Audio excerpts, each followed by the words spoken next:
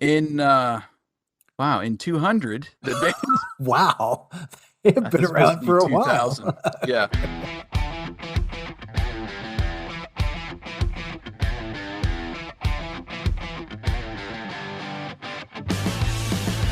Welcome to the Greatest Lists podcast, a show about music and lists. This season, your hosts Jason and Eric are counting down the top 25 guitar solos of the 80s and the top 25 guitar solos of the 90s. Think your favorite made the list? Tune in and find out. Take it away, boys. Welcome back to Greatest Lists, a music and talk podcast featuring lists of the greatest songs of all time. I am Jason, your host for this episode. Joining me, as always, my co-host Eric. What's How you going doing, on, man? I'm doing pretty good. It's good, man. I'm glad to be in season 2. We're kicking things off. Had a couple blues songs to start for our favorite guitar solos of the 90s. Yep. Of course, like we said, we're going to split the season in half, where the first half we're going to do the top 25 from the 90s, and then we'll circle back to the 80s later in the year. But as always, we recommend Spotify Premium for the best listening experience of Greatest Lists, because you get to hear the songs, people. True story. You get to hear them. And the bonus songs, all in their entirety while you listen to the podcast. But using another app or streaming from the web, we are glad you're here too, of course. You can always punch up those songs. Punch them up later. Coming in at number 23 on the top 25 guitar solos of the 90s, a song from 1993, little band from Seattle. No, not that band. No, not that one. Oh, no, not that one. We are featuring Candlebox with the song Far Behind. Behind the music. So like I mentioned, Candlebox hails from Seattle. They began performing in 1991 and released their first album, self-titled, in 1993, which includes this song, Far Behind. Mm-hmm. In the year 2000, the band disbanded for several years, up through 2006, when they reunited, and most of them are still together. There are some new faces in the group, which does include the guitar player. So the original guitarist is Peter Klett. He uses a Gibson Les Paul, and he came back for the reunion, but officially left in 2015 and is now doing his own thing. He formed a band called Lotus Crush and Apollo Under Fire. I haven't heard any music from those two bands. I actually went and looked up Lotus Crush. Okay. Not bad.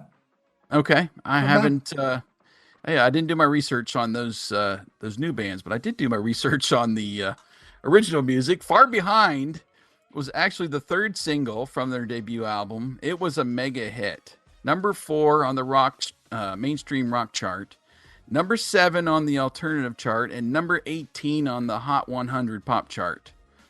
The single, which I'm assuming is a CD single at this point, right, featured the full album cut and a 9-minute live version that was a combo with the cover of Voodoo Child. Wow. A live version of the hit You, which I really like. The story behind the song is frontman Kevin Martin wrote it for Andy Wood, who was the lead singer of Mother Love Bone, who died from a heroin overdose in 1990. Martin was quoted in All Access magazine in 2008 saying, "I wrote Far Behind for Andy Wood. I was a huge Malfunction fan and a huge Mother Love Bone fan. And I got to know Andy early on in his career when he was working in a shoe store with Susan Silver, who was managing Mother Love Bone, Soundgarden, and Alice in Chains." How's that for managing? Back when they were nobodies. So work at a shoe store, and that's how it all happened. So Al Bundy, don't give him any flack. Yeah. But interesting. I didn't know. I had heard the story of Andy Wood, I think, on a documentary, and did not know that this song was essentially written for him or dedicated to him. But a lot of those Seattle bands were tight coming up, and then when Nevermind hit, really is when everything blew up. I even read that a lot of people accused the band of kind of riding that wave, and that's how they got famous. I'm like, so what's wrong with that? It's And not like, yeah, it's not like they started the band after, Nirvana hit, but right, which a lot of people did. I mean, a lot of bands did do that after Nirvana hit. right. So I mean, it was just so huge right at the that's beginning dumb. of, that whole grunge era and Yeah. alternative music. So If he that's a little knew bit, if he knew Andy Wood, then he was part of that original group of Seattle musicians. yeah. Oh, absolutely. Yeah. Let's get personal. Okay, so what I remember most about this song is the music video. It was a pretty big deal to me at the time. Probably the first time I had ever heard the song was on MTV. And it's a kind of a weird video. They're in this house. It's like going through some kind of renovation or something. And the lead singer, Kevin Martin, is walking through and singing into this microphone, which apparently has a very long cord. But very interesting. There's a guy throwing paint around at one point, and then yeah, there's just random people in random rooms around the house as he's going around singing the song. But oh gosh, I remember hearing it and just my ear tuned to it. I guess it was just the sound of the guitar, that riff, at the beginning Yeah. of the song, and I was pretty much hooked right into it. I got that first album pretty early. Some great tracks on it, top to bottom. And I've revisited it many times over the years. Typically when I hear Far Behind on the radio or somewhere, I'll break out that album again and start listening to it. Now, I wouldn't say I'm a huge fan of the band. I missed their second album, which is titled Lucy, altogether. But the third one, which came out in 1998, Happy Pills is what it's called, Yeah. really hit home. Me and my college roommate, like I talked about in the Kenny Wayne Shepherd episode, we there's a lot of albums we shared back and forth. I think he actually had this one because I looked in I still have my CD collection in that big leather binders we used to keep them in. That's awesome. Couldn't find Happy Pills in there, but yeah, there's a couple songs we'll talk about here in a minute. Hit me really strong. I got right back into Candlebox and started listening to the first album again. Nice. And I don't know, I just like the tone of the guitar again. It's just a interesting rhythm with a lot of their lyrics and how the songs are set up. So I always think that they're really unique by themselves, even away from the grunge scene. You not necessarily put them in with the grunge, but then you hear some of like the just the sound of the guitar and the lyrics and everything, and then there's some really strong songs though that you're not hearing on the radio that you're like, wow, that's some great rock. Right. What's your kind of history with Candlebox and Far Behind? That mid to late '90s era, I was having babies and kind of missed out on a lot of music at the time, and I don't ever remember getting into Candlebox. Just because of, I just didn't, for whatever reason, I don't know why. Yeah. But when you put them on the list, I actually went and listened to Happy Pills. Just listened to the whole album one day while I was working. And it's actually really good. I mean, I don't think I'd ever listened to it through.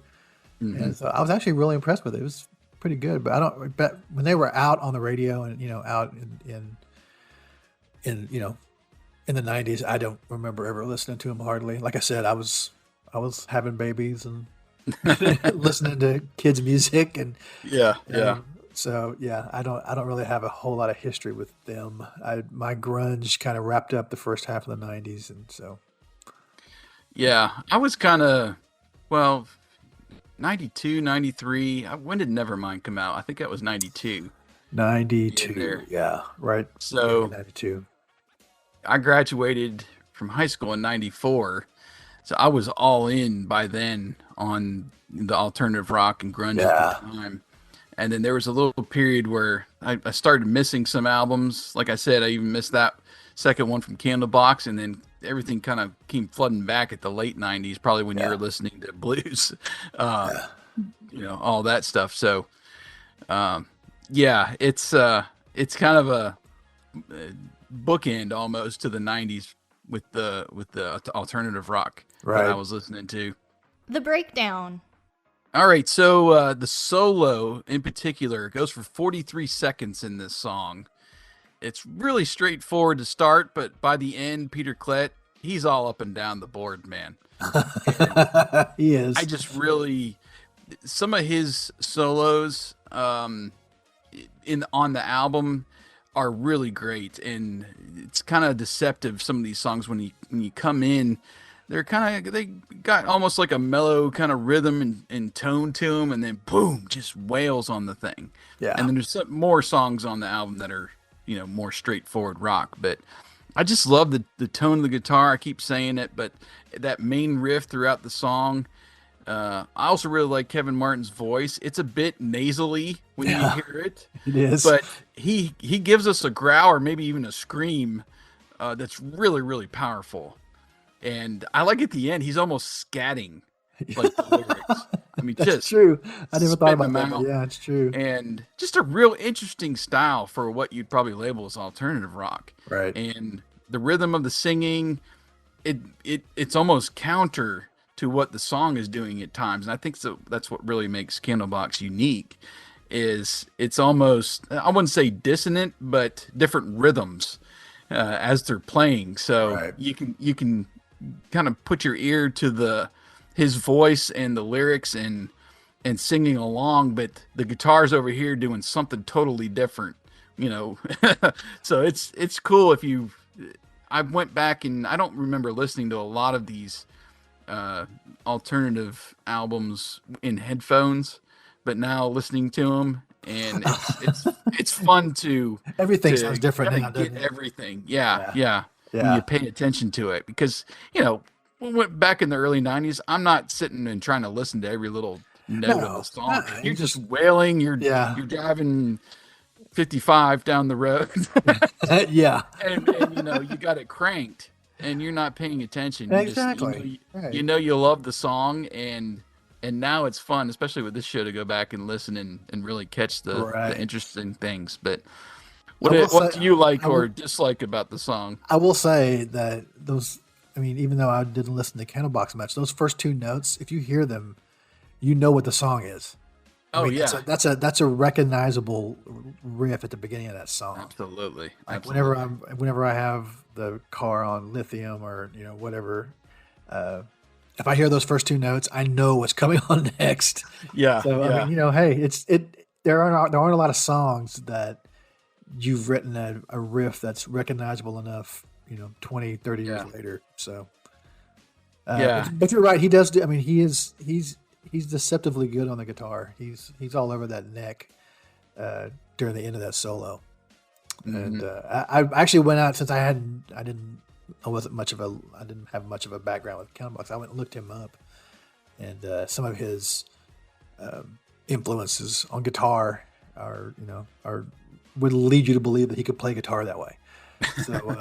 So yeah, it's he does a great job on it. I just don't have any history with any of their other songs. Yeah, he's actually on Twitter. I went over there and was looking at just some of his posts. He's a producer now on all kinds of stuff, and showing all his setups, and I think even still playing some Candlebox from time to time. But yeah, pretty interesting guy. It's a shame almost, because I think a lot of people label Candlebox as a one-hit wonder almost. I mean, because the I would song is have. so I didn't. huge. I didn't know they had another song other than this.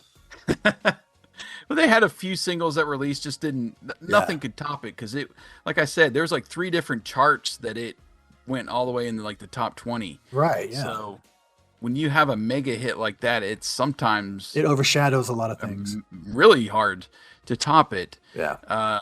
And especially when all that great alternative rock was coming on at that time.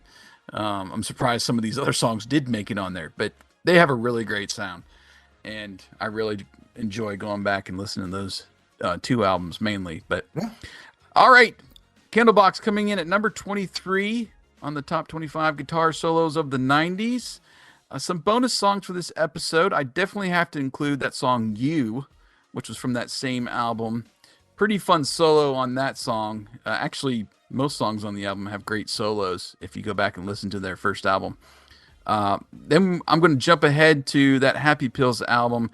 10,000 Horses has a real like far behind vibe, but my favorite is called "It's All Right." Yeah. And I remember blaring that one in the college dorm room. It's mainly almost like an acoustic ballad to start, and has some great electric licks. And it really kicks in a couple times, and it's got a really heavy bridge that kind of comes out of nowhere. You're like, what? Did a new song start? And then they power back in with that acoustic rhythm from the beginning of the song at the end. And the solo in that one sounds a lot like Edge from U2 to me. So it's almost a different sound altogether, or different style by this album versus that first one. But oh man, it's such an incredible song. So make sure you guys listen to those bonus songs this week. If you have Spotify Premium, which we recommend, of course, stay tuned. Those bonus songs are coming up.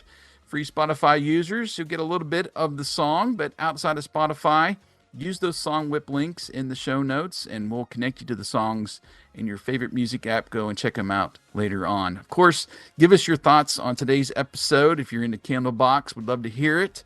Find us on Twitter at Greatest Lists. And, of course, you can stream episodes at greatestlistspodcast.com, which is out there. It's got all of our catalog, including our Season 1 episodes out there as well. And we're, of course, in your favorite streaming app, so make sure you are connected and subscribe to us. Eric will host our next show, number 22 selection, which features a lead singer gone solo. Yes. So we'll have to see how that whole guitar solo fits into the lead singer gone solo next time. Thanks for listening to Greatest Lists, and we look forward to continuing our list of the top 25 guitar solos of the 90s next time. You've been listening to The Greatest Lists.